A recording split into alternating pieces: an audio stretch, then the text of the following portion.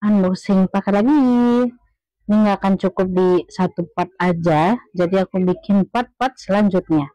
Ini adalah part kedua, yaitu kita akan buka paket botol-botol minum anak aku.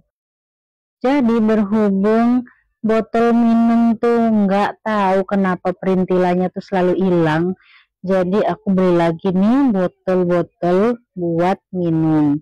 Tapi ini tuh kayak merek apa ya, Cina gitu. Tapi aku suka banget karena dia nyediain sarapan sedotan ini sama ujung tipnya. Ini mereknya Mini Tutu. Lucu ya, namanya kayak plesetan Mini Tutu. Jadi aku masih pakai yang bandulan gini bentukan sedotannya supaya anakku bisa minum sambil tiduran, karena dipakai buat minum susu nih biasanya. Jadi sebelum tidur dia biasanya minum susu sambil tiduran supaya nggak kesedak dan tetap bisa nyedot gitu. Tapi kelemahannya itulah, perintilan-perintilan ini tuh harus dipisahin kan buat dicuci, tapi jadi sering hilang karena kececer nih barang kecil ini. Nah, rata-rata nggak pada nyediain serepan dari si sedotan ini. Sedangkan kalau beli di merek lain itu belum tentu cocok. Nah, satu lagi nih, kalian mesti cermat juga karena aku nggak ngeliat nih PP sama PPSU.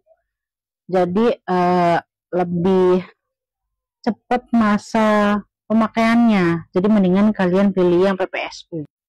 Memang dia lebih mahal, tapi kan masa pakainya lebih panjang ketimbang yang PP. Nah, ini aku juga beli nih selang buat gantiin botol lain sebenarnya, tapi ternyata nggak cocok. Jadi please, merek-merek mungkin bisa mempertimbangkan ya brand-brand untuk membuat perintilan-perintilan ini dijual terpisah supaya nggak ganti-ganti botol, kan sayang harus dibuang. Lanjut paket selanjutnya, ini giliran untuk adiknya, karena sisir-sisir abangnya tuh udah nggak karuan bentuknya, kita belikan adik sisir yang baru. Aku pilih dari merek Jagen. Itu tuh kayak dia ngejual barang-barang dari bahannya tuh kayu-kayu gitu.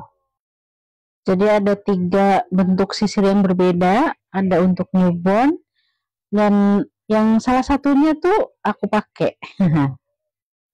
Karena bentuk sisirnya tuh kayak merek wet brush, tapi ini versi kayu lebih kuat. Lanjut, ini paketnya adik lagi. Jadi aku beli baju, dia bahannya rajut gitu. Tapi sayang ya, karena anakku terlalu gemoy, baju-baju lucu ini tuh nggak terpakai lama, bahkan ada yang nggak bisa dipakai sama sekali karena masuk di kepala tuh nggak cukup. Padahal ini tuh lucu banget dan udah sepaket sama topinya gitu.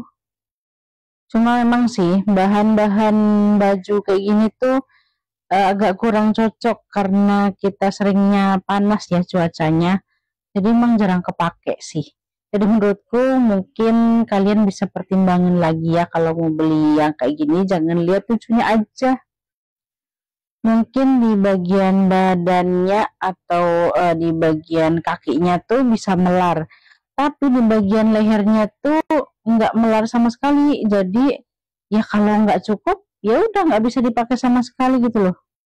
Tapi secara bahan dan produk ini bagus kok. Kalian bisa beli di sini ya. Lanjut, ini adalah paket wishlist aku, yaitu dari Super Mama. Jadi ini adalah portable milk warmer. Dan ini tuh kecil tapi memang agak berat sih. Dulu pas anak pertama aku nyari-nyari tuh buat pemanas kayak gini. Kenapa nggak lihat merek yang ini ya?